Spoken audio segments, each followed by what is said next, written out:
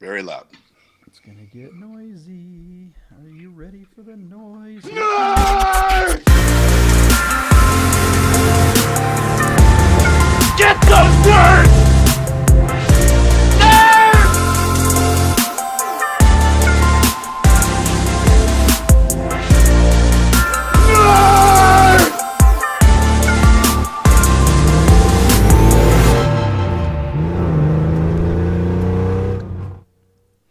Well, good morning, everybody. You know what all that noise means. It means it's time for the Bid Nerds, your daily nerd out on the most interesting cars on all the automotive enthusiast auction sites, including Bring a Trailer, Rad For Sale, Cars and Bids, PCAR Market, whatever other auction sites we happen to stumble across, and we stumble often. Good morning, Michael Deeb in the Bay Area. How are you? Good morning, John. What's happening? I was going to say my name, and you said it for me. There it is, John Polnik. I'm doing A to the Hey, OK. it's you. It's the middle of the week, and we thought since we don't know what we're doing, we thought we'd bring some other people on to continue in that tradition. Today we have a pretty special guest. I'm really excited. Can you? You're going to have to introduce our guest because he's just got a laundry list of. Well, he has a laundry list. He sent us his laundry list earlier and wanted you to do his dry cleaning. Who are we talking to today? This is a great friend of mine from the Bay Area, somebody who I've looked up to since I was a kid, hanging out with my dad and his friends and cars. This is John J. Lamm, everybody. Ladies and gentlemen, you may recognize him because he is a recovering journalist and currently the czar of the world's largest endurance racing series on the planet, otherwise known as the 24 Hours of Lemons. Jay Lamm, good morning. Welcome. Good morning, guys. How are you? Thanks for having me. Excellent. Thanks for coming on the show. Jay, you're in Berkeley, California. Is that fair to say? You just crossed the bay? No, actually, right now I'm in Santa Cruz, California. Oh. Our offices are in Emeryville, which is Berkeley adjacent. Right. But, since February of 2020, ain't nobody gone into our offices. I could probably see if they've burned down between then and now. So we're trying to do everything remote. There's a family of 5 male bums that are squatting in your facility right now with a fire. With a fire and mushrooms telling stories about train hopping, Frankly, the last time I saw the office, that would be an improvement. So I'm sure they're doing just fine. Oh my goodness. All right, Jake, really quickly, the history of the Lemons. Now, I've told people a story. This is my version of the story and may not have anything to do with the truth. Yeah. But back in the 90s, Martin Swig did a rally that was called the Double 500, where you had to travel 500 miles in a car that you paid $500 for, which, by the way, sounds like a rally JP would put on, because JP is the most least pretentious, absolutely hardcore car guy I know. And Martin Swig had a laundry list full of millionaire friends, and he forced them to get off their pretentious horses and come to California and drive a $500 car. And somehow, in between my dad buying a Datsun, a 1961 Datsun, like 1100, which was a spectacular car, by the way. It was I literally wish I kept that car. I saw one on TV yesterday. Anyways, somehow he handed this to you, and it became the 24 Hours of Lemons. Give us the quick bio on that. What happened? Well, there's a little more backstory than that. So I was doing Martin's California Melee with, as a participant for years and years. And one night, as you do on the California Melee, we were sitting around and we were all kind of fairly drunk.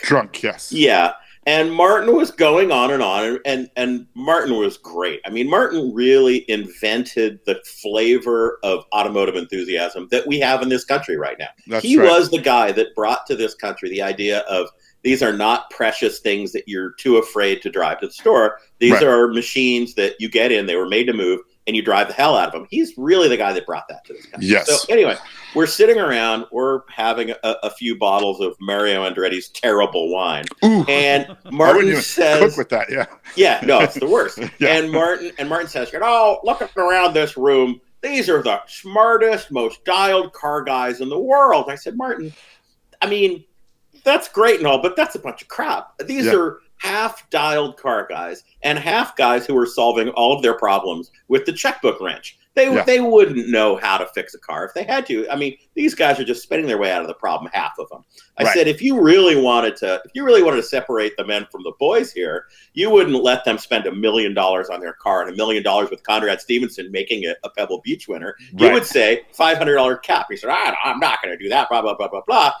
And I just dared him. I said, okay, Martin, how about this? How about let's do a rally, $500 cap. Let's do it together. I'll rope in all of my friends. And you just tell me, like, I don't know, how do you book a hotel for 10 guys? I didn't know any of that stuff. So we did it together for about 5 years. That's and amazing. I realized, it's not hard enough. Yeah. Like, too many people are succeeding at getting 500 miles. Weren't enough breakdowns. Yeah. Hang on a second here, guys. Let me turn this off. So, I'm having a computer problem here, guys. Hang on a second. Okay, well, we're hearing you. No I got it. Okay, I'm good. $500 thing. I got to think of 500. Oh, sorry, go ahead. Yeah. Okay, so anyway, after about 5 years of that, too many people were succeeding, and I said, okay, Martin, now let's go to a racetrack, because clearly a $500 car can go 500 miles, going to go 24 hours. And Martin said, I am not doing that. That's a terrible idea, but I'll advise you if you want to try it yourself. I'll give you advice. I put on a lot of events. I'll just show you how to do events, and that was it. Great. So he didn't want to have his own liability on the line, but he was very happy to have me do it. But he held your hand through the process, and he Jay, totally held my hand. Jay, I think my dad was on every double 500, and I was on 2 or 3 of them with him, maybe. Yeah. But after that 5-year thing, how many years has the 24 Hours of Lemons been going? As of today? Well, we've been doing it for 15 years. 15 years. The first race was 15 amazing. years ago. And that's Martin, incredible. when did Martin die? I mean, Martin was really 6 years ago. Yeah. And 6 years ago? He was my mentor and my friend, and he and a couple other guys like Eric Zausner and Dennis Bruckheimer really put me on this path. I couldn't have done any of this without them. Yeah. And I miss him. Stuff will come up today, and I'll say, well, what would Martin tell me to do? That's pretty funny. Yeah. Take the money. Yeah. Very good. And Dennis Bruckheimer was a good friend of my dad's, and when my dad was alive, Dennis used to give me shit all the time. My dad would complain about me as son to Dennis. So every time I saw Dennis knew my most intimate personal screw-ups, and he would tease me about him, and I hated the guy. And then my dad passed away, and Dennis has been watching out for me ever since, and I treasure those relationships. He's a guardian angel. He really is. Jay, one last story for JP that'll give him a kick in the pants. When you were a very active journalist and you used to have access to really cool cars, and one day you came by the Nob Hill Cafe in the late 90s in an authentic Japanese domestic market 22B, and it was like white and pink right-hand drive, and let my dad drive it around the block. And I was only hearing about those cars in car magazines. This was before the computer and the internet, and you showed up with a car that was pure unobtainium. And I thought that at that moment you were the coolest guy I had ever met, because you had a car that was a long time ago. Only talk about but neat stuff, really neat stuff. And so Jay, thank you so much. I treasure our friendship, and thank you for coming on the show. Well, that is really sweet. I really appreciate that. Thank you. And we've shared seats in a Miata at Laguna Seca. We've rallied together. We've raced together. We've drank together. Thank you for coming on. You're about to regret all of that when for the next 45 minutes, I don't know the price of any vehicle whatsoever. Perfect. What he's going to be really upset about, and you guys probably won't be friends anymore, and we have seen Deeb lose friends here. You're going to wipe the floor with him on your bids. My guess no is chance. You're going to beat him on every single one. He's going to be like, I'm never talking to that guy again. Beginner's luck. Beginner's luck. Well, we have some fun cars, and we had some fun cars yesterday, JP. So what are we doing next? So before we get to, let's just real quick just remind the audience, if for those new folks who are joining us, for the new nerds in Nerd Nation and the nerd herd out there, what we do on this show is we sift through all the automotive enthusiast auction sites like Bring a Trailer, and there's hundreds of cars for sale every single day. Auctions are closing left and right. We whittle it down to the most interesting cars of the day so you don't have to. We find those cars that are most interesting, we discuss them, and we make predictions as to what we think they will sell for when their auctions close, when the hammer hits the sound block later today, when their auctions close. Listen, every single car we talk about is listed in the comments below. So you can go ahead and check ahead of us. You can see the cars that we're going to talk about, and you can get yourself informed, find out all about those cars, and let us know what you think your predictions for those cars closing later today will be. Let's see if you're better than us at it than we are, which pretty much everyone is. All right, so let's. Before we do that, let's make sure you hit the subscribe, like, and notification button. Deeb, let's talk about yesterday's cars. We had some pretty amazing cars. We did have some cool cars. We had a very eclectic group that I think Jay would be proud of as a gearhead and Bay Area escapist. Let's see. Our first car, John, was the 1996 Porsche 911 C4S. This is a 993 C4S with just 19,000 original miles. Polar silver with what Porsche calls a chestnut interior. Jay, back in the day, we would call this a brick red full leather interior. 993s have been strong since they gave the last one to what's his name, the comedian. Did Seinfeld get the last one? Yeah, Seinfeld got the last one on the show. The last ever C2S that came out of the factory. They handed it to him on the finale of Seinfeld. Of course they did. But the car has been strong ever since. Now, 964s have come up, but we have seen any sort of air-cooled coupe with a stick go for ridiculous money. And this one being an unusual colorway and absurdly low miles, and on Bring a Trailer, which is far and away the broadest platform with the greatest reach. We thought, JP, that this car would go bananas. Yesterday morning when we were looking at it, it was hovering around $140,000. And you and I boldly predicted, like a couple of idiots, that it was going to break the bank. I said 175, and you rarely take the over. You went 180 grand on this car. And I didn't think your bid was bad. If this car brought $200,000 yesterday on BAT, I don't think either one of us would have blinked.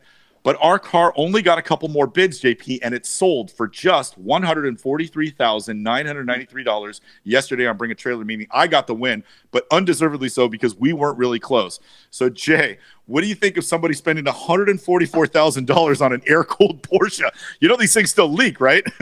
I think two things. One, that's way cheaper than I would have put that at about 180 as well. Maybe even 200. Like you said, I wouldn't have been surprised if that went over 200. Yeah. But I don't know. Is that a reality check? At the end of the day, it's not the only one in the world. It's an interesting interior color. It's not an interesting exterior color. I mean, it's just another goddamn silver 993. So I don't know. It's hard. Yeah. I'm a little shocked. I would have thought that was a $200,000 car. I think we would agree. So maybe the question, JP, is if that was a two-wheel drive, would it have brought the money that you and I were thinking? And Jay would have agreed. It certainly would have brought more, and and we're talking at least double-digit percentage more because the C2S is absolutely worth more than a C4S. Yeah. So there you go. For maybe sure, that was it. And then the other question is, would a turbo bring this kind of money? Now there was a moment there where turbo 993s were pushing $200,000 on the regular, and they kind of flattened. They dropped and then flattened out. They softened up. Yeah, and it sure seems like they're coming back with a vengeance. But it seems like the more mundane ones are bringing the bigger money by contrast to what they were bringing. I mean, we used to see less than 6 months ago a regular 993 with about the same miles, a narrow body one, same year, same everything else. Would bring $40,000-$50,000, and now we're looking at $90,000 cars. So if the C4S went up the same percentage as the regular ones, I think our numbers, our predictions made sense. But it just doesn't seem like the more expensive ones are getting there. It seems like the less expensive ones are coming up. Yeah. That result really surprised me because it was on BAT and the photos were decent and the car's really clean. So, and you said it was a 19,000 mile car, right? Yeah. I mean, that with the Porsche wackos, that means a lot too. That's it. Yeah, I would have thought that would have pushed it up. Yeah, Porsche wackos. We know those people. Yeah, All right. we are those people. What are you talking about? Absolutely. Yeah. Okay, PCAR market back east had a 1999 Mercedes-Benz E55 AMG. Now, we've seen a few of these cars start to break $40,000 and $45,000 with low miles in original condition. This car was in LA with 150,000 miles. And so we wondered how the PCAR New Yorkers would sell an LA Mercedes. It's a Stuttgart car, but it ends there. So our car was at 10 grand yesterday morning, JP. I said 15. You took the more conservative tack at 14. Our car did not get another bid, and yet it's still sold at $10,000. So fair price. And how much money do you think this guy left on the table by dealing with PCAR versus, say, BAT? Jay, what do you think? Well, I can't speak to PCAR versus BAT. That's all you guys. But I mean, these are garbage. I mean, I would not give you $1,000 for that car, because as soon as, they're wonderful when they're running, and as soon as you try to drive to the dentist and you get a check engine light, it's a free car. So I'm shocked that somebody even pays 10 for these things. I guess there's always somebody with a fantasy in the back of their mind that they're going to be, Crockett and Tubbs, and this thing's going to be awesome. And that lasts about 4 days until the first lights come on. JP, agree with that sentiment? Yeah, it's a free car after about a week. the E55 is definitely a problematic little beast, and with this many miles, I don't care what platform it is. If it's BAT, if it's PCAR market, if it's cars and bids, you're going to have a hard time selling nearly 160,000 mile, late 90s Mercedes. That's just, you're asking for issues. Yeah. Would it have brought more money on BAT? I think probably. So. For all sorts of reasons, but I think something like this, when you have something as inexpensive as this car, you're not going for that $40,000 for this car, and you got to hand it to the seller for saying, you know what, let's set a reserve low enough that $10,000 buys this thing. They were realistic, and at that point you're like, well, do I wait the month and a half to get on BAT, or do I just work with these PCAR guys who will get it for sale tomorrow? And they will. That's one thing about PCAR market, man. They can get that car for market really fast. You look at unload something like this. They did it. Congratulations to all involved, and I think it's a beautiful car. Good luck. Right. Well, and let's be fair here too. This guy, the seller, I am betting you, he got this thing at an auction in a warehouse somewhere in Passaic. He detailed the living hell out of it. He probably paid $3,200 for it. He's thrilled. Absolutely. $6 grand on his time. Absolutely, for profit. Absolutely. So, JP and Jay, we also looked at a 1983 Mercedes-Benz 280 SL. Now, if I'm correct, we were not selling six-cylinder 107 platform cars in the 80s. We were in the 70s.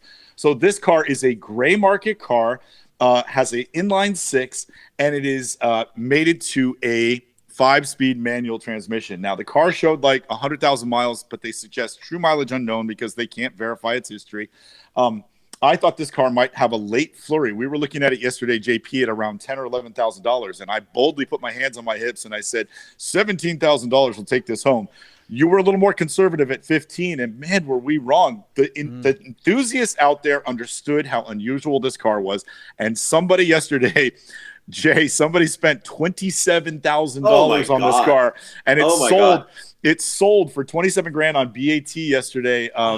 Isn't that amazing? It's got the houndstooth interior. It's got the round headlights. It's got the little front air dam. It's got a stick, but it's still an inline six. And I followed this car because I actually have always really liked these. Yeah. But this one was pretty roachy. I mean, that's fair. What would it have cost to get the right wheels on that car and to put Euro headlights on that car? I mean, what would it have cost to do that? Yeah. I guess it didn't matter because he got in the 20s. I looked at this. I got sort of excited. I followed the ad. I started looking at the pictures. Like, I'm not playing on this car. The concept is great. I just didn't think it was executed very well. And they brought a lot of money. I mean, I'm really surprised Guys, in the end. it's the power of a third pedal, man. Just about anything with three pedals is going to bring not just a premium. We're not talking like a double-digit premium. We're talking like orders of magnitude more valuable. This car with an automatic would have been our number. I think would have been right. You know, somewhere in the teens at best, like a $13,000 car. But the fact that you had to road through the gears on this thing, even though it's not a particularly robust transmission, it's a car that's going to be, not only is it orders of magnitude more expensive to own a three-pedal car like this, it's also going to be orders of magnitude more fun. This is the way you want to experience one of these, not with that slushy, horrible automatic. It's really interesting because when the cars were available with a manual in the US in the early 70s, they were 4-speeds. And this car, being an 80s Euro car, has a 5-speed. So you're right, JP. It kind of makes a non-driver car a driver car. I mean, it's by no means a sports car, but it would certainly be a lot more fun to drive. And then that premium paid is absolutely a reflection of that. So we also looked at a 1982 Jeep CJ8 Scrambler. That wasn't, I guess, all that bad. It definitely had a repaint. They put the graphics on there. But JP, you pointed out that even the wooden slats that kind of go down the side of the pickup rails, those are stock and original. The hardtop and the winch and some big tires. And these cars, I don't know. I want to say they're hot right now, but it's only because I've been paying attention since you and I started doing the show. John, correct me if I'm wrong. These have been hot forever since they were made, right? They've always brought a premium. So we had a nice little example here. I said 20 grand, really not knowing what the value is. JP, you said 24 and wouldn't be surprised if it went to 30. You were right on the money. This car sold for $26,000. So, Mr. Lamm, have you ever owned a Jeep CJ anything?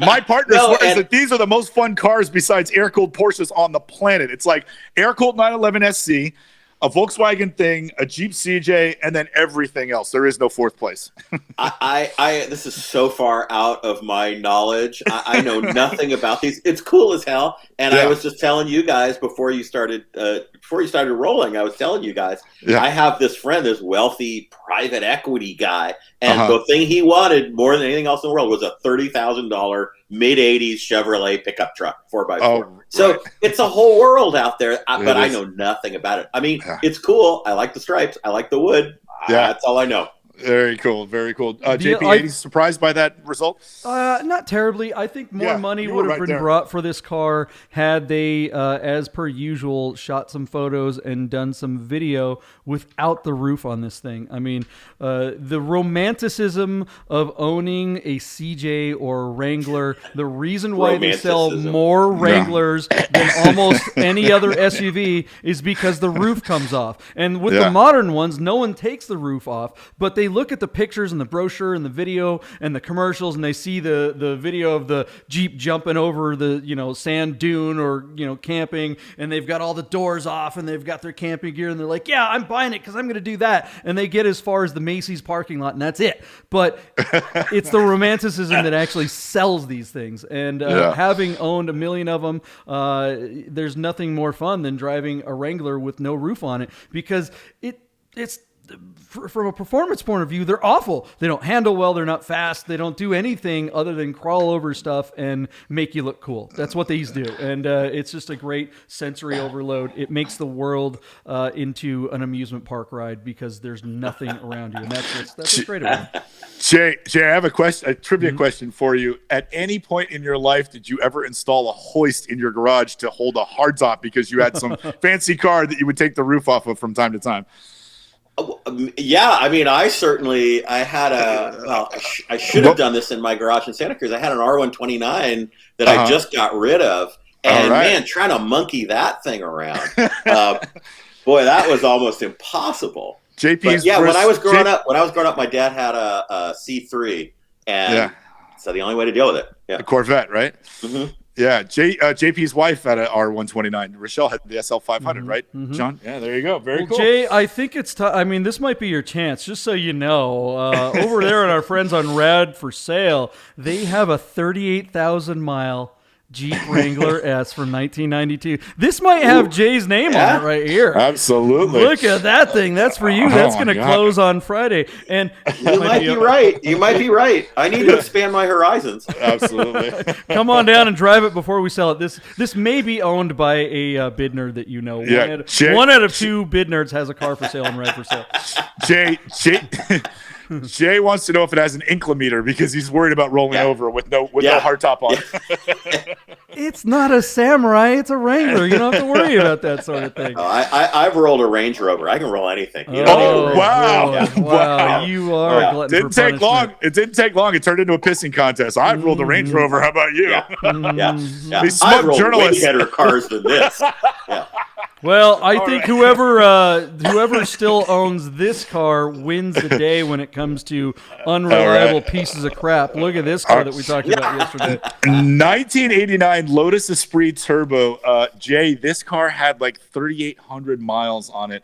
And by all accounts, all the close-up photos showed that, like, even in the door jams and in the engine weld, like, this is a like ridiculously preserved low-mile example.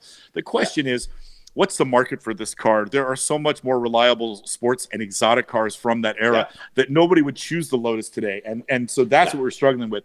We were flirting with what the true value was because it was on BAT, which is the best platform for this car. I said 45, and believe it or not, JP took the over at 46. But our car, from 25 grand in the morning when we were looking at it, only was bid up to about $34,444 where it failed to sell. So it didn't reach our plateau of bid region, and it didn't sell, which means it was protected by a reserve.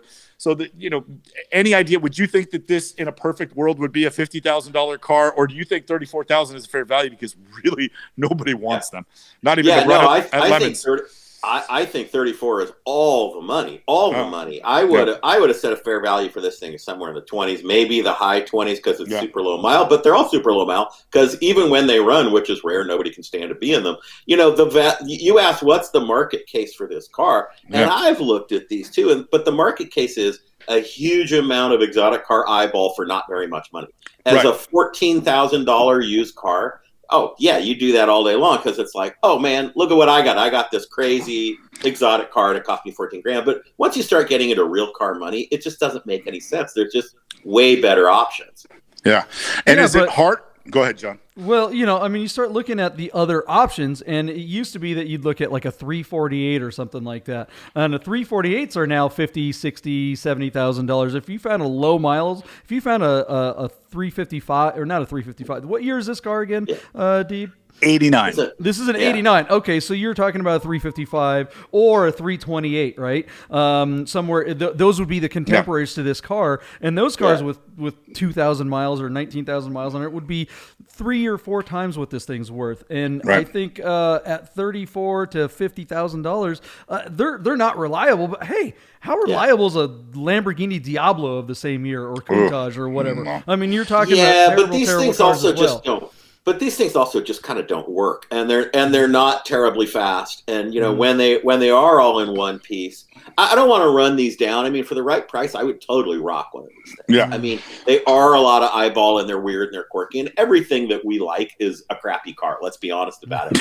But they're just so much worse dynamically, ergonomically, build quality. They're just so much worse than the equivalent. Hold the phone. Certainly Porsche. Look into the camera, either one of you guys, and tell me that this car is any more or less fun or reliable or any of those things to a Lamborghini Countach of the same year. No, I realize I've talked myself into a corner here because you're 100% right. An order of magnitude more money, a Countach is no better to drive. 100%. Right. And I think you get almost as much eyeball as the Countach in this thing. Almost. It's lacking the $5,000 Hyundai ostentatious wing. That's the problem. Okay, but in this car you can marry a hooker. Come on, that's true. Right. That's true. I accept your argument, and I'm going to modify my $25,000 to $26,000. There you go. There it is. We moved him. Ooh, he's rolling. That's 2 Lemons cars. All right. Well, JP, there you go. That's a day. We're off to a good week because yesterday you won by 1 or 2, and then yesterday or the day before. Anyway, it's close so far. Anyway, As we're off to a per good start. usual. Well, today we have a great list of cars. We just want to remind everyone. I am having a hard time speaking today. We want to remind everyone to go ahead and hit the like and subscribe and notification buttons so that you know when the freshest nerds are available. Also, what we really want you to do, we're going to talk about the cars today. We've got 5 amazing cars for you to look at, and we want you to go over to their respective auction platforms. If you can give them respect. We're talking about Bring a Trailer, PCAR Market, Rad For Sale, and Cars and Bids. We want you to go over to those platforms, and in the comments below these cars, we want you to say that you saw these cars on the Bid Nerds. Tell the Bid Nerds Nation out there that there's a whole nerd herd of people here every day going over the most interesting cars on all the automotive enthusiast auction sites. So give us a hand, go over there, let everybody know that Bid Nerds is here, and this is where the nerds hang out. So let's get to some awesome cars today. I think it was a tough choice to figure out which car to lead with because we've got some pretty darn cool stuff. But drum roll, we're going to start out with the Ferrari. I mean, we just can't go wrong with that. There you go. So JP, our friends over at PCAR Market have sourced a car in Lebanon, New Jersey, and what it is a 1995 Ferrari F355 GTS. That's the Targa roof, and it is a 6-speed manual. Our car is absolutely resale red, otherwise known as Rosso Corsa, and it has tan interior. The big thing here is that it's a GTS, which they made probably less of than the coupes or the spiders, and our car has absurdly low miles at just 15,000 on the odometer. The car, by all accounts, looks to be in beautiful condition, and I made some notes here. So they did the belts and the water pump in 2017. So I would say that this car is about to time out. So bear in mind as you're bidding. Oh, no, that's the Porsche. Sorry. They did the belts. I'm sorry. They did a clutch and the belts and some steel valve guides in 2018. So I think you could drive this car for a year or two before you'd have to do an engine out service. And then there's a couple of modifications, which will basically just make the car sound better. Our friends at FabSpeed designed some headers and a muffler bypass. So this exhaust has been modified and the original parts are included with the sale. But this car probably sounds like a Formula One engine from the mid-90s. Beautiful car, probably sounds great. And sky's the limit. We are seeing gated shifters from the 90s start to bring absurd money. And this 355 is in for a late flurry. So believe it or not, last night, JP, our car was sitting at $136,000 when I made my notes. But this morning, with 3.5 hours to go, 3 hours to go, our car has already jumped up $13,000 and now sitting at $149,000. So with 3 hours left, this car could be in for a big flurry. Jay, have you driven a gated 355 in any variant? And did you absolutely love it? Did you have to change your pants afterwards? Well, I didn't have to change my pants because I wasn't wearing any. But these things are spectacular. I mean, I love these cars. I've tried to buy these many times, and I've always wound up, you're looking for this and 3 other cars, and you always wind up getting another car. These are fantastic, and they've marched away from the money that I want to pay. Right.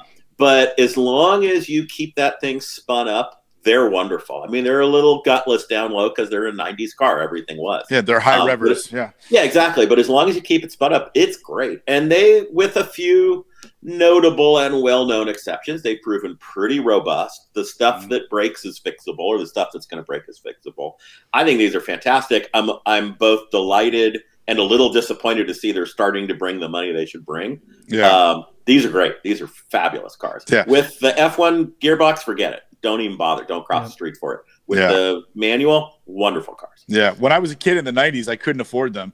And now I'm an adult that makes, I make, money, and I still can't afford them. Still can't afford them. No, they're always 20% out of range. Just crying all the time. It's JP, I know you love the 348, but how about this one? It's got a target top, man. I know you want this car. This is, the most beautiful car of all time. But what talks you off the ledge every time, because I think we've all been there where it's like, I'm buying one of these. I found the car. It's going to be in my garage. And then you talk to someone who owns one, and I'm sorry, this is not any more reliable than that Lotus. And on top of all that, it's $15,000 at a minimum every time you take it in. The service for the 5,000 mile service is only supposed to be a 5,000 to 8,000 mile service. But you talk to the people that have them, they're like, every time I bring it in, to have that $5,000 to $8,000 service, I wind up spending as much money as I would on a brand new Honda Civic, at a minimum. Yeah. And it's like, gosh, you know what? I guess I will just go get a Porsche because that's just too heavy for me. I really I want one of these so bad. They really are the most beautiful car ever made. But Jay, you're right. It's funny when you drive these at low speed, not low speeds, but low RPMs. The engine sounds like someone poured marbles in a food processor. It's just like rocking and crackling and just like, what did I break? Oh my God, it's going to be expensive. Then you get it in that high RPMs and you're like, oh, that's the greatest sound of all time. Chain-driven cams and a flat plane crank, but then you rev it, it gets on the cam, and it's like all hell breaks loose.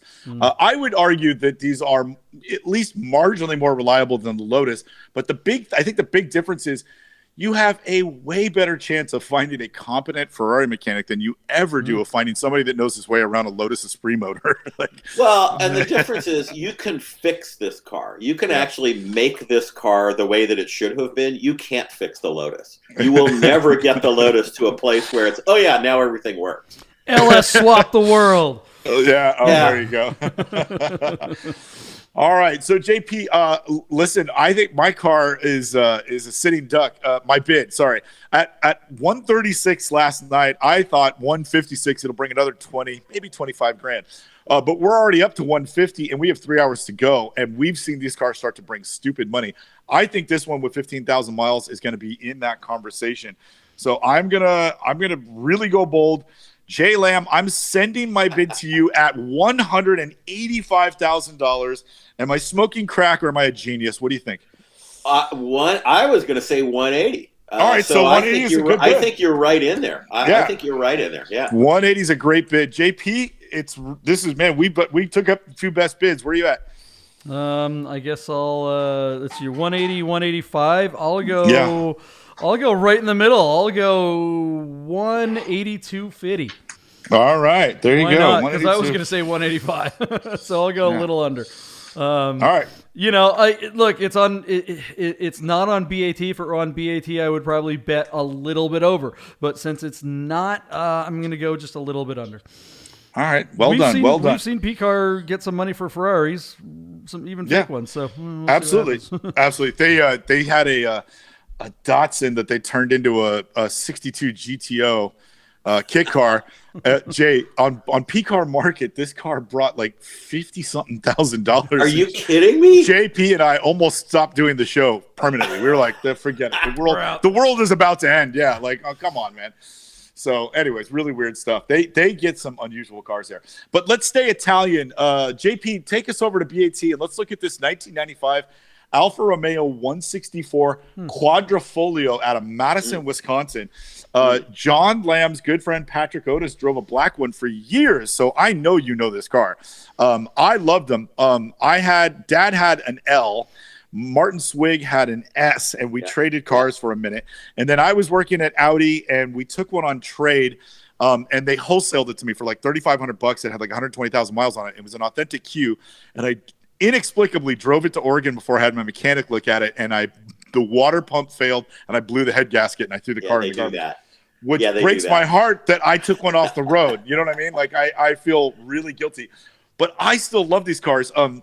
Jay, I know they were shared on a platform with like a Volvo and a Saab and a Opel or something, right? I think it was the weird combination of brands.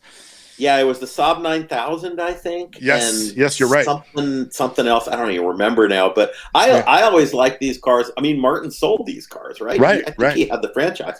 Yeah. And I always liked these cars. And the only problem with these cars is that every other Japanese competitor was a way better car. These things, they're just better fit and finish, better interior. But these things were really fun. I love seeing them. They're weird. They're quirky. I have no idea what these things go for now. It could be a $1,000 car. It could be a $12,000 car. I have no idea. Nobody does, because we rarely see them come up, and most of them are roached to hell because they haven't been in the stewardship of somebody that had the money to afford to keep them up. It's a problem we see with Volkswagens, and these last of the Alphas have suffered a very similar fate. So when a nice one comes along, it's an occasion, which is why I offered this car up. Yeah. Our car is in Madison, Wisconsin, and has 39,000 miles on the odometer. Wow. But it sold for $18,000 about 5 years ago in 2016 on Bring a Trailer. The car, by all accounts, looks to be cleaned up. They took the OZ wheels off and put the original wheels on it, and the services are all up to date. It had timing belts and whatever else is done to it. So a really neat car. And the Quadrifoglio is the best of the breed with 230 horsepower. It is front-wheel drive, but that seat and stick combination is very Saab-esque. You seem to sit more upright, and the stick is right there, very similar to a Saab. And yet the cars are a hoot to drive. I actually think my partner JP would love this car if I could find one running long enough for him to drive it around the block and back. With that being said, though, our car was at $10,000 on 18 bids last night. It also had a big flurry overnight. This morning, JP, they started fighting over this car. Check it out. It's already up to $16,164 with an hour to go. And out of Madison, Wisconsin, this is a no reserve bid. Jay, have you driven one of these things? I mean, any real seat time in them? Oh yeah. No, I've driven the hell out of these things, and they're great fun, for a '90s 4-door sedan front wheel drive. I mean, front wheel drive. Yeah, hello, guys. That's the first time do. anyone's mentioned that it's a front wheel drive car. That's the thing that sucks about this. Yeah. And I have owned one, and it was fun, but it was just like this for the type of car with a big 6-cylinder like that. You're right, Jay. At the same time, I think I had an Acura Legend, like a 2-door Acura Legend. Yeah, and that was the car that this should have been. That's what it should have been competing with, and it just. Just a miserable difference. I'm shocked that it's already at 16. Honestly, I mean, as I said, I have no idea, but it's because the owner of this car is showing his Italian street cred by having his a 3C and a Spider in the background, right? And he's going, look at me, I'm an Italian guy. Well, if you're that guy, why are you getting rid of this car? I mean, because that is a pretty darn cool collection of cars, trio of cars to have. I would also think that each one of the stickers on the side, that should deduct about $5,000 from the sale. Absolutely. Stickers add money. It's no doubt about it. For every sticker, you get more. Yeah, but he did them wrong. Jay's right. The Quadrifoglio should have been down below that first belt line, and then the Serpent should have been on the C-pillar. So that's why.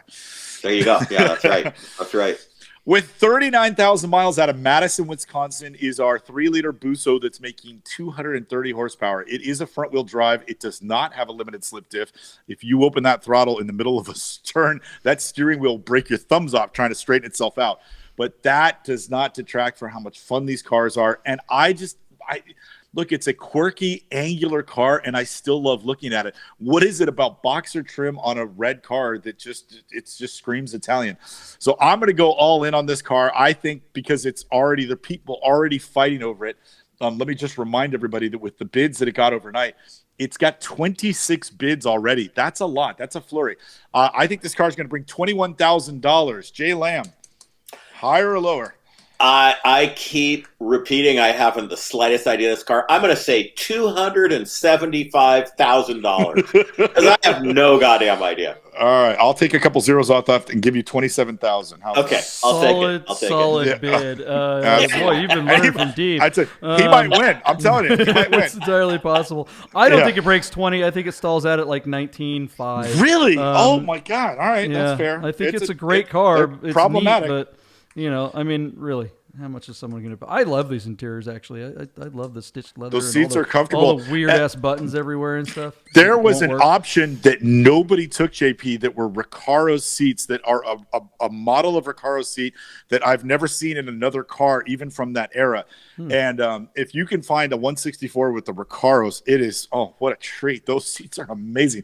The bolsters on these seats really start to crease and fail, and they look like leftover biscuits. But whatever. Anyway. Moving on, let's go to Stuttgart, JP. PCAR Market has sourced for us another 90s car. This is a 93 928 GTS. I will just temper your excitement. It is a 4-speed automatic. But out of Bloomingdale, Illinois, this car is also polar silver, Jay Lamb's favorite shade of silver. It has just 45,000 miles on it. Cup wheels. Belts were done in 17, so it probably needs belts, but limited slip differential, and you're talking 345 horsepower and 370 pound-foot of torque.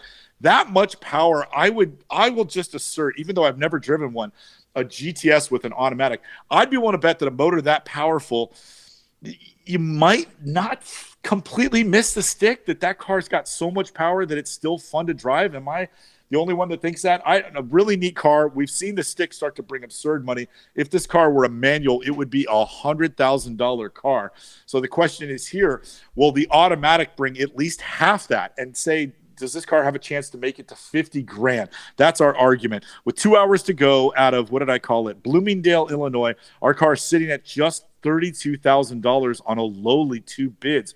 What gives? Is it a bad platform because PCAR market is still sort of niche, or are Porsches unloved when they're equipped with an automatic? Jay Lamm, what's your take? Is it going to get to 50? Probably, because it's a 928 GTS. Personally, as a reformed 928 owner, I think 928s are way overrated in the current market. I mean, you get into these cars, they're extremely sophisticated and capable for their day. Their day was a long time ago. Yeah, and, they're not under warranty. And they're not that fun to drive. They're not that exciting to drive. They're just really, really good for their era. Yeah. And that era was a long time ago.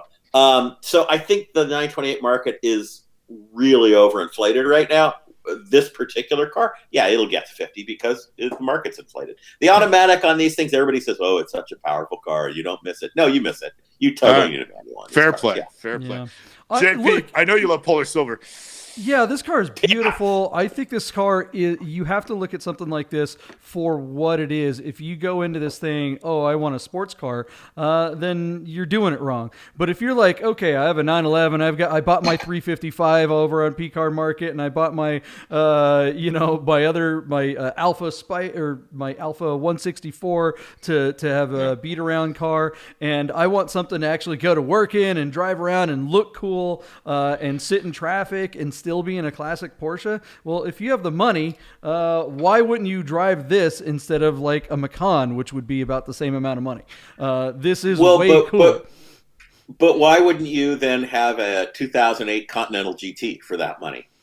Because the 2018 Continental GT is... an 8. Whatever. I mean, either way, you're talking about one is just like, one may as well be one of those like huge flags that you see off the back of pickup trucks that instead of saying the name of, I don't know, a president or something like that, it says, I'm a douchebag. This car says, I'm a douchebag. Let me finish. I'm a douchebag that knows cool cars. That's the only difference.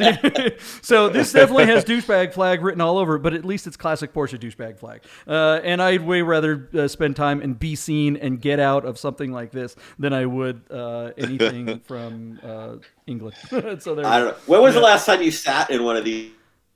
And were you beyond the age of 35? Because on top of everything else, they're kind of tiny on the inside. They really are. Sort of shockingly not a big luxury long-legged car like that. Yeah. JP is a similar height to you, so you guys would definitely fit in that car. But believe it or not, I'm barely 5'11", like 5'10" and 7/8". And the top of my scalp with no hair on it will touch the headliner in one of these cars in the seat's lowest setting. So yeah, I do not fit in this car. I think you guys could rock one, but I would say, JP, answering to your argument, why wouldn't you buy this car? The only thing that makes me nervous about the 928 is just how temperamental they are, and they are not easy on the wallet to keep on the road. And I think that's the main reason. I look at this car, I think it's achingly beautiful. It was sophisticated for period. But man, a 911 is so much more reliable a car. I would rather take my chances with that than with this any day. 100%. But if it's a binary worldview, then yes. Yeah. If this over a 911, well, duh. It's like, would I get a CGT or this? Well, duh. Of course I'm getting a CGT. Come on. This is when your garage already has all those other things, and you're like, you know what? I want a car to eat up some miles. I want to go visit my friend in the Bay Area from Las Vegas, and I want to cross the desert, and I want to. And you know what? I might take once I get off the freeway, I might take the long road and hit a couple of twisties here and there. And it's not going to be as good as a 911 in the twisties, but it's going to be way better than the 911 in the straight line. There you go. That's where Fair this play. car, I think, works Fair out. play. All right, where do we think this car is going to land?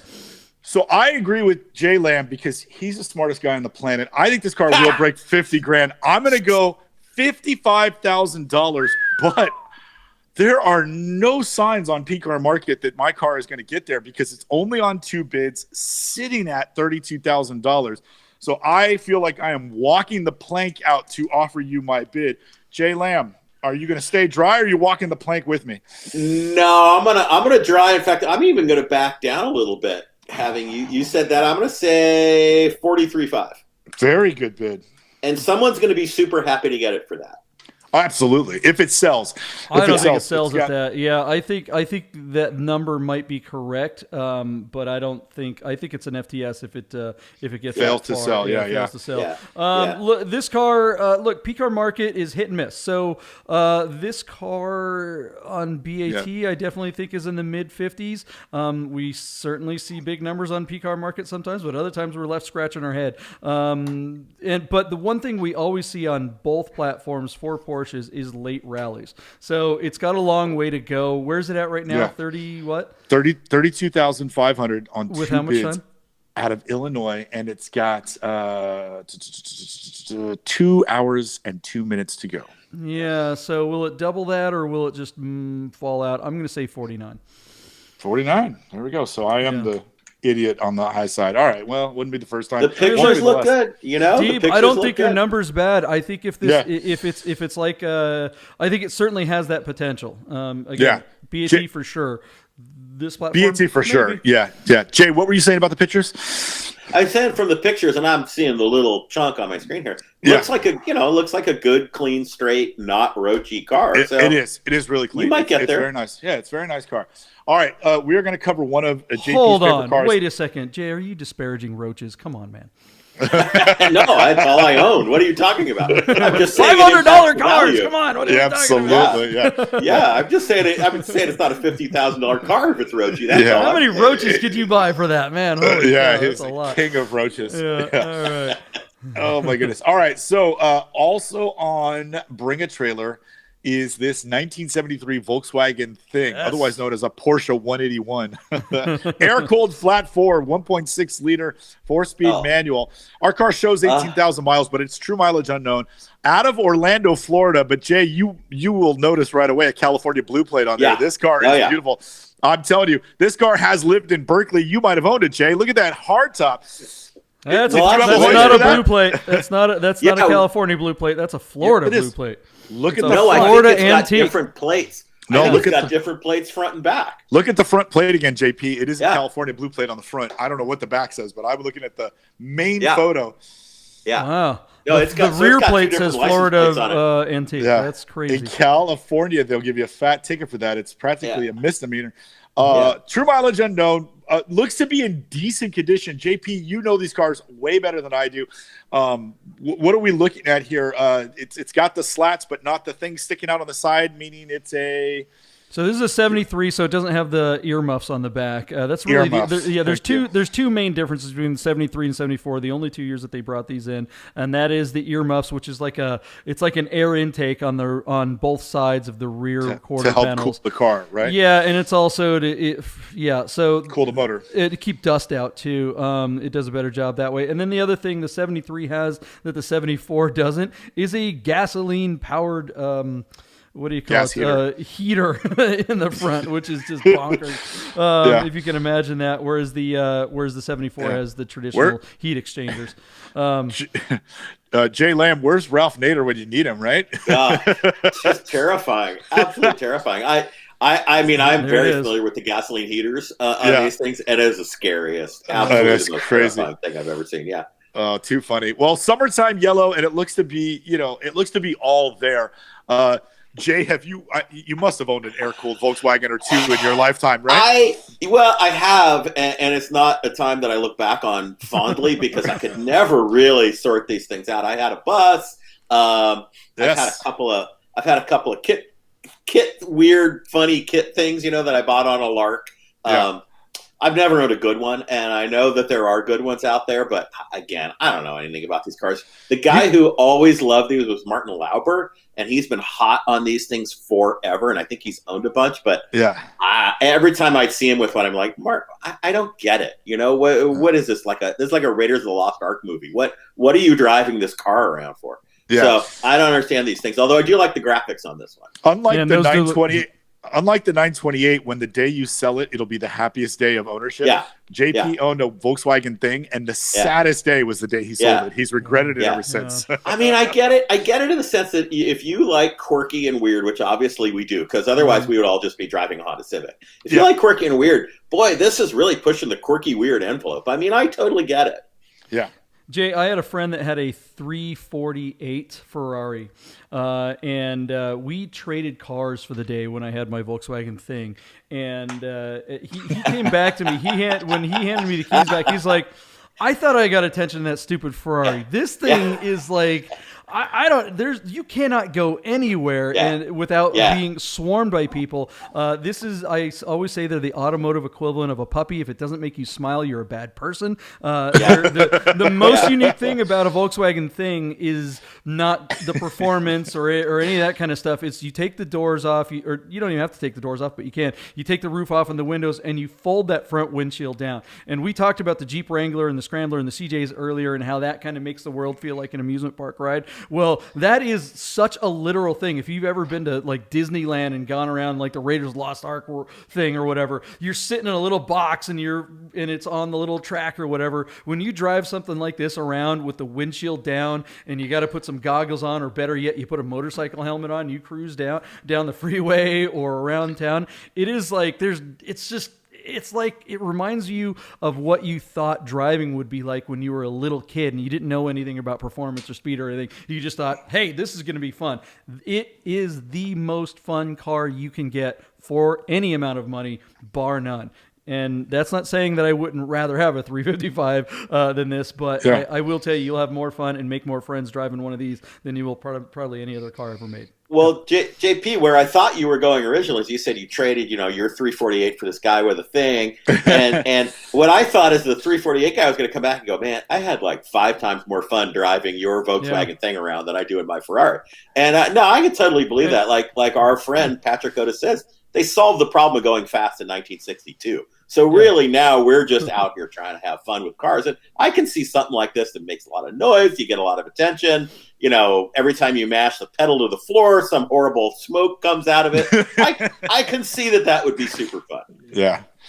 When you're on the strip and you on a busy night and you pull up to the intersection and you have like 2,000 people crossing the road in front of you, and they're all just screwing up traffic because they're stopping in the middle and all coming over and wanting to high five and take pictures and get in. It's just unbelievable. There you go. You will have tourists get in this thing, and they will be German tourists. If you park it anywhere, you'll come back to your car and you're like, "What are you doing in my car?" And they're like, Das is car, and you're like, get out, just get out, take your picture, get the F out of my car.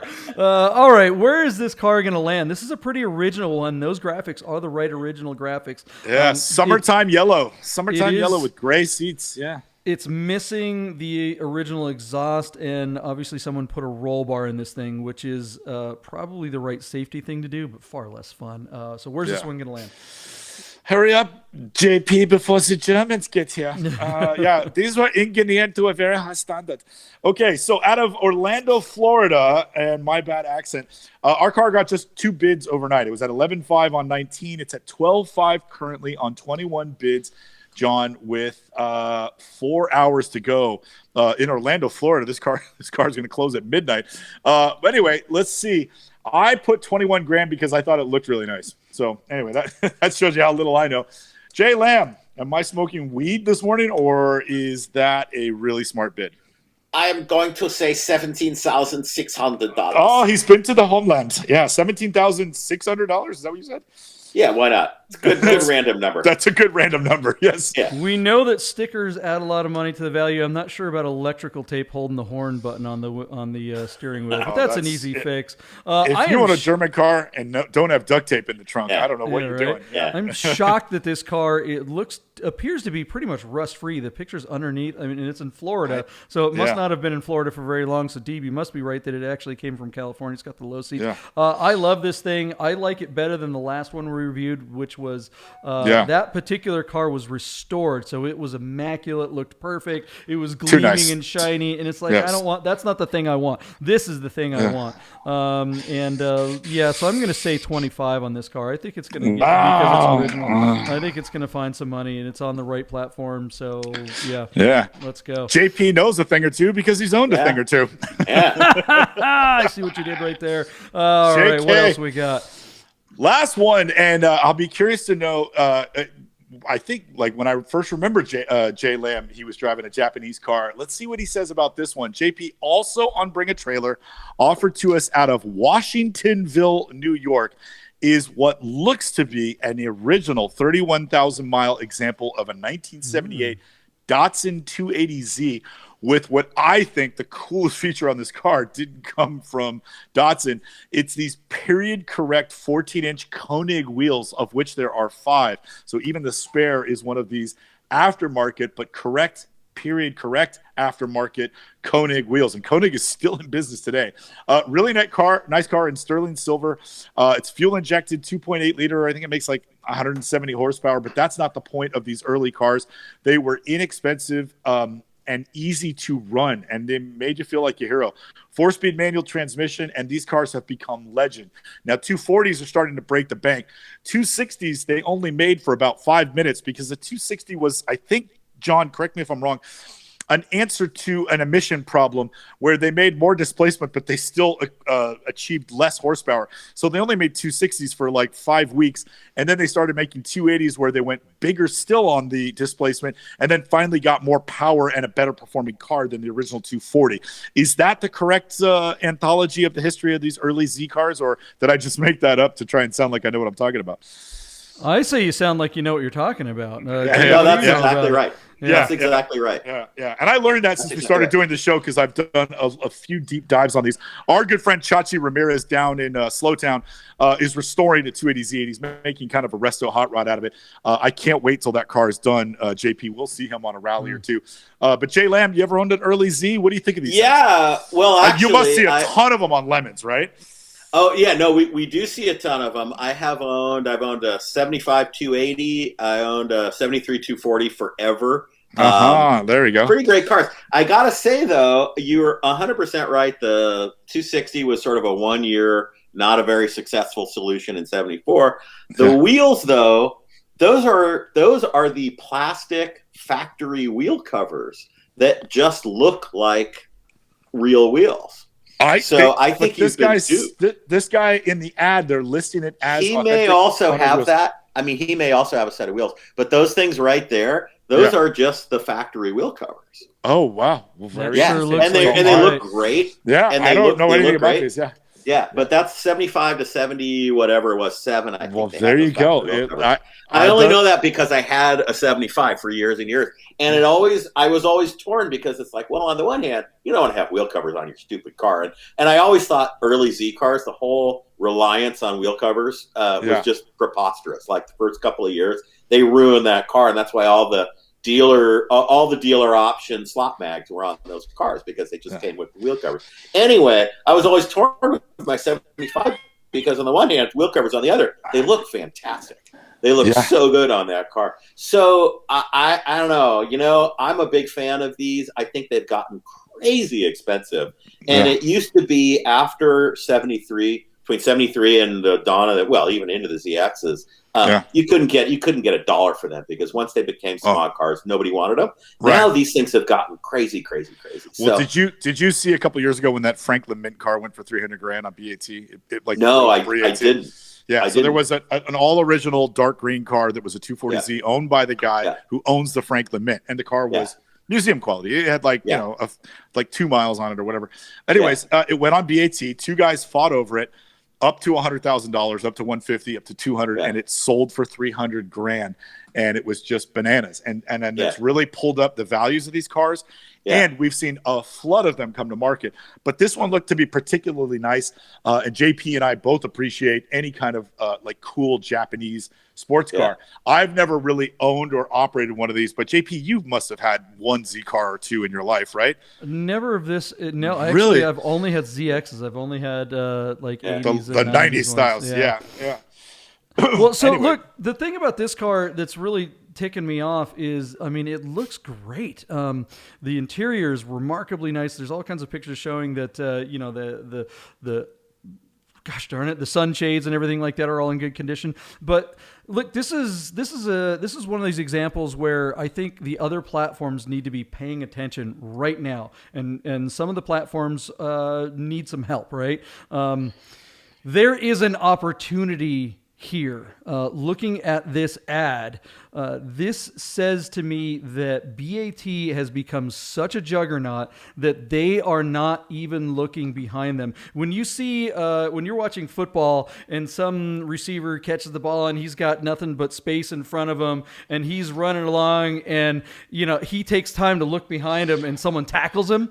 But if he didn't take that time to look behind him, he would have just run and scored a touchdown, right? This is one of these situations where BAT just doesn't give an F. They don't care anymore. They are allowing this ad on their platform, and this ad is garbage. This is an absolute piece of crap ad. All of the photos are vertical with a cell phone. They are shot horribly. This is a beautiful car that deserves some attention. It deserves photography. It deserves, we need to see the romanticism of this car too, just like some of the other classic cars. This is an opportunity for Cars and Bids. This is an opportunity for PCAR Market. This is a big opportunity for Rad For Sale, and I think Rad For Sale in particular.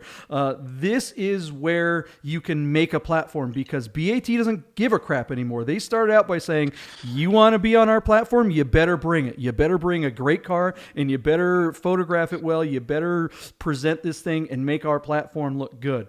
PCAR Market, I think, is actually doing a fairly decent job at that. They're trying, at least. I think sometimes they fail, but I think for the most part, I don't think PCAR Market would let a bunch of vertical photos on their platform.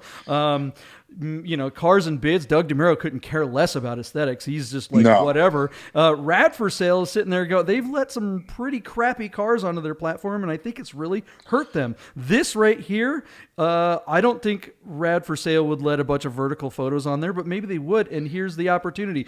Limit what you're allowing on your platform, even if it means you don't have enough cars, because BAT doesn't care. There is an opportunity to be the platform that says you have to bring the nicest, coolest, best presented cars, or we're not letting you on here, and that will bolster your platform. This is embarrassing. And as a consigner, you owe it to yourself to spend the money. If you have a special sports car or a special car in general, you owe it to yourself to spend $100 or $150 on photos. You'll get thousands more for your car in almost every case. It's definitely worth the investment. And yeah, these pictures are pretty bad. Photo number 72, he's taking a picture of the Nissan etched glass in the back window, and you can literally see the consigner and his cell phone. It almost like a mirror image of him in the photo. It's really bad. So I understand what you're saying, JP. It gets me angry. I'm sorry, guys. This really just like, what are you doing?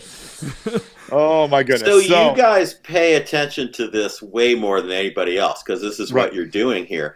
So has the sale of BAT, I mean, have you seen... Yes. Are they getting a volume push from above? For sure. I mean, clearly they are. Absolutely. Yeah. Hearst Media is diluting the product, but they have, believe it or not, they've expanded. They were running like 70. It got up to like 70 to 80 cars a day. So they added Saturday and Sunday, and now they're still running 65. They're back up to like 65, almost 70 cars a day, 7 days a week. And they'll allow almost anything on. Previously, they would never have taken like a Porsche Cayenne. Now they'll take a Porsche Cayenne. So like, the idea that it was a special interest car, it's just, all that's going out the window. It's just about making the money. They will eventually run it into the ground, and somebody will emerge to challenge them. And it's kind of fun for us to see who that might be. We were really hopeful that Radwood would take a big chunk, but they're struggling just to find cars. So anyway, whatever. We can go on and on about that, but let's finish up this car and call it a day. Our 1978 Datsun 280Z out of Washingtonville, New York, showing just 31,000 original miles. Despite a poor attempt at market, this looks to be a really nice example. So if you can find it in your heart to save a couple bucks by not getting a 240 and getting yourself a 280, this might be the one to have. With 2.5 hours to go, it's at $33,250. And I think this car's got another 10 grand in it. So I'm going to say it will break 40 grand and go $43,000. Jay Lamm, Higher or lower? Oh God, to me, this should be a $16,000 car. And So usually are. So it's really hard for me to wrap my brain around it. Where is it now? It's at give me a second. I parked it 33,000 with 2.5 hours in New York. Well, it's on the East Coast too. I'm gonna make up a number. I'm gonna say 41. There you go. That's a good number. I don't know. Yeah, you did good. That's You're probably going to win all of them today. To get a clean 911 SC, in this condition, you're probably looking at, in the 50s now. So something like this these cars are actually kind of sliding into that old 911 SC slot. And I'm going to bid 39 and just be like, what the hell? But yeah, I think it could break 40. I don't think it will. I think if they took better photos, I think more people would have noticed the ad in the first place. But I think a lot of people are probably going to pass over this car just because they're like, well, I don't know what's going on here. This guy's an idiot. So yeah, that's my bid, and we'll see how it goes. But all right, guys. Well, there you go. That's a lot of cars in one day. What do you think, Jay? Well, I'm exhausted. I'm going to Oh my goodness, that's so funny. are we. We're going back to bed. Guys, this has been another Bid Nerds, your daily nerd out on the most interesting cars of the day on all the automotive enthusiast auction sites. Jay, do you have anything you want to plug? Any events coming up? What are the next two? What are the next two races? Give us a shout out. The next thing we got a race at Gingerman this weekend, and I think there's a race at ORP. Where are those for the uninitiated? Where is Gingerman Raceway? At Gingerman is right between Chicago and Detroit. It's in South Haven, Michigan. And ORP is in the middle of nowhere in Oregon. I mean, it's dead center in the middle of the state. And if you are not camping at the track for the endurance race, you are driving an hour to the nearest Motel 6. So I'm just saying, don't come to ORP to watch because it's a long way away. I don't know. Then we go to Thompson, and then we were just at Sebring. We're all the hell over the place. I can't even keep it straight. How many events do you typically do in a 12-month season? Couple dozen. That's amazing. And that's just races. I mean, then we do. Then Alan Galbraith does the Concours de Lemons. There's 5 or 6 of those. We do 5 rallies. It's just a lot of junk. Yeah. Is there a Concours of Lemons in California each year? There is. There's one on Monterey weekend. It's the Friday morning of Monterey weekend, and the price is, Alan has determined the exact correct ticket price is free. That's good. It's in Seaside, and free is the price that people want to pay for that. So JP and I will save our money. JP and I will start saving our money now so we can go. There you go. There you go. Yeah. It's slightly overpriced at free. Yeah. Are you guys considering raising the price for the requirement for a Lemons car? I mean, how much? Well, we talk about that a lot, but the truth is there's only a handful of cars where it even matters anymore. I mean, if you're not going to come and win your class, if you don't have a prayer of winning your class, who cares? If you're just there to go have fun and you're not going to dominate, who cares? So we talk about it, but the fact is, most of these cars, they're not $500 cars; they're free cars. I mean, if you bring you can find a first generation Boxster with a couple of bad sensors on it or hair on the title. That's a free car. So whether our limit's $500 or $1,000, you're still going to have guys who can figure out a way to get a 5 Series BMW or a Boxster or something like that. And the good news is, they're never going to win because you try running those cars for 24 hours. Good luck. So I don't know. I mean, we talk about it all the time. So far now, 500 is a nice round number, and I'm too lazy to change it. And there's no thing where somebody could just take your car for $500 anymore, right? I can do it. There is a claiming rule. It's that me, the organizer, I can claim any car for $500. But here's a little dirty secret. I don't want your crappy ass car. Like, I've done that.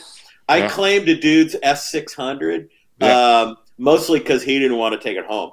And I claimed the motor. Pratt & Miller at Gingerman, Pratt & Miller brought this incredibly cheaty Camaro with like a roller rocker small block. And I just bought my Kellis, and I'm like, look, dude, that's a $20,000 motor. I'm totally claiming that. So I claimed that car, but then I didn't make them give me the motor. But that's funny. The point is don't get ahead of yourself. Exactly. The point is not to overthink it. The point is just bring a crappy car and nobody will give you a heartburn. That's awesome. Oh, Jay, thank you so much for coming on the show, man. Thanks for having me. That was really fun.